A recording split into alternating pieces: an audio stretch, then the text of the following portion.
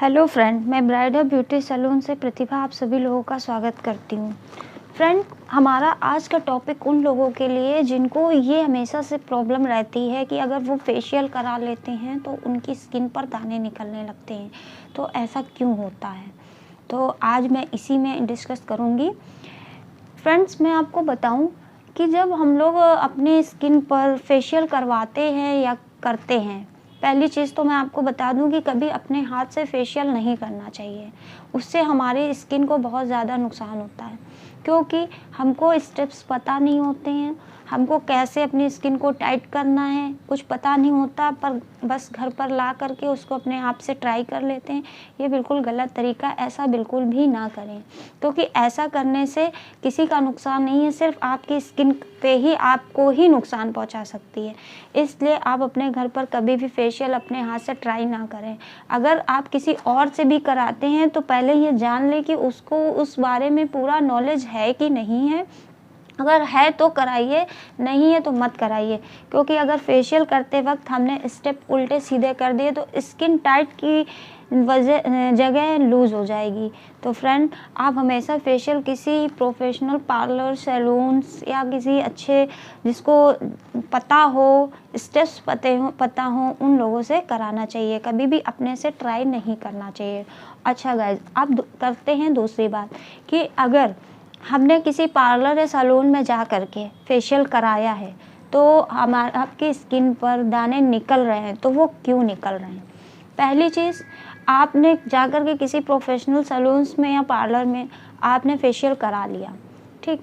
अगर आपने फेशियल कराया तो आपकी स्किन के जो स्टेप्स हैं या आपने जो स्क्रब कराया, वो स्क्रब आपकी स्किन को हार्म करता है।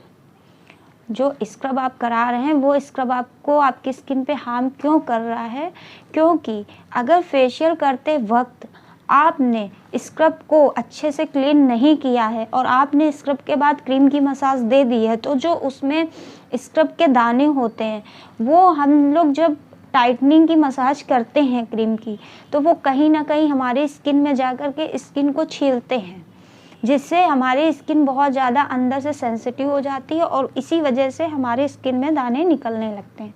तो हमको सबसे पहले फेशियल में इस चीज़ का ध्यान रखना चाहिए।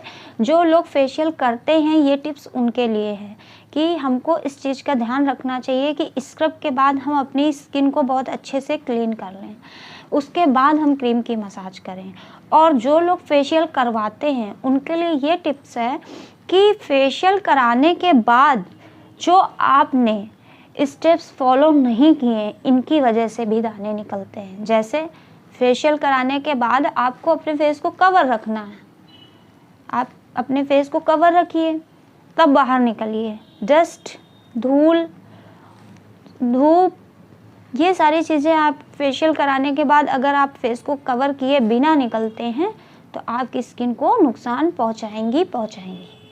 फेशियल कराने के 24 घंटे तक आपको नॉर्मल पानी से ही फेस को वॉश करना है। अगर आपने कोई भी फेस वॉश वगैरह इस्तेमाल कर लिया तो आपकी स्किन में दाने निकलने ही निकलने हैं।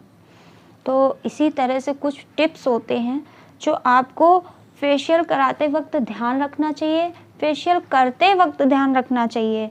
और जो लोग करा रहे हैं, जिनकी स्किन में प्रॉब्लम हो रही है, उनको भी अपनी स्किन को ध्यान में रखते हुए फेशियल कराना चाहिए और फेशियल कराने के बाद स्टेप्स को फॉलो करना चाहिए। फेशियल गैस कभी नुकसान नहीं करता है, बस उसका करने का तरीका सही होना चाहिए और फेशियल कराने के बाद उसके स्टेप्स को फॉलो करना बहुत ज़रूरी होता है, वो तरीका सही होना चाहिए।